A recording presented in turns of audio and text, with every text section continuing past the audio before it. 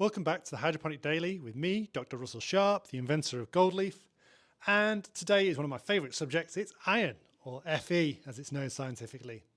Iron is very important for plants, even though it's a micronutrient. It's because it's a central component to the chlorophyll molecule, the chlorophyll pigment that's required for photosynthesis. So chlorophyll has a central magnesium atom. They're surrounded by four iron atoms, and so that's obviously very important. This metal, and without it you can't have photosynthesis.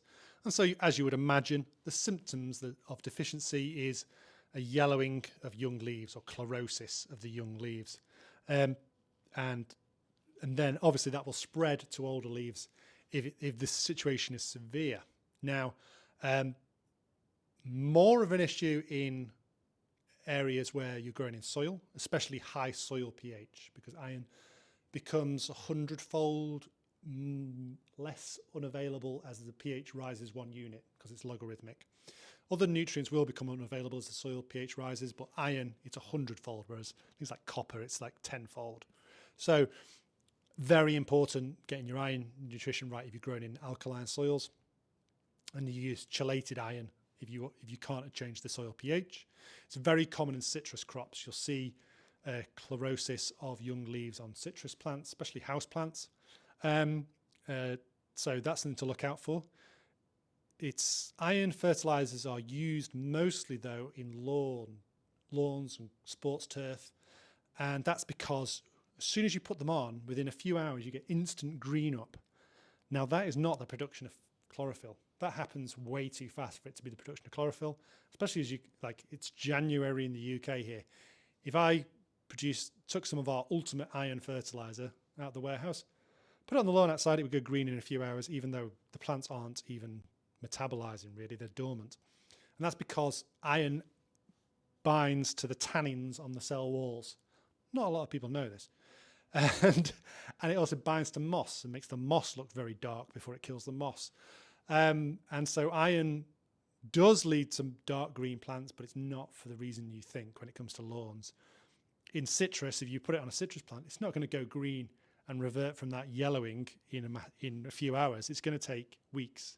And the same in lawns. For it to actually lead to an increase in chlorophyll, it's going to take weeks. So by the time you've got this issue, it's almost too late. You need to be on top of it, controlling your pH and controlling your iron levels. The reason why gold leaf, or as in the UK, liquid gold, is gold in colour is because we add so much iron. We've had competitors try and make similar products, and they mess up with the calcium and the phosphorus, but often they'll produce a white product. And if the product is white, then it's not got any iron in it. So, or if it's clear or it's brown or anything. But yeah, you need that lovely golden colour. That's due to the iron in the product, so you know there's plenty of iron. Iron is probably the least appreciated nutrient when it comes to hydroponics. Lots of people go into flowering and start adding a PK. If I was going into flowering, I'd be adding iron all day, every day, and twice on Sundays, because it's the weight product. It's the weight nutrient. It's the nutrient that adds weight and density to the crop.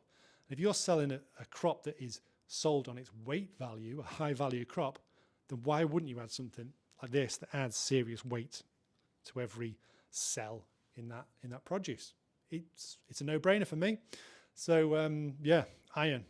If you're a next level advanced grower, I'd be looking at iron additives. Speak to me. We've got some amazing iron products here, as well as gold leaf and liquid gold.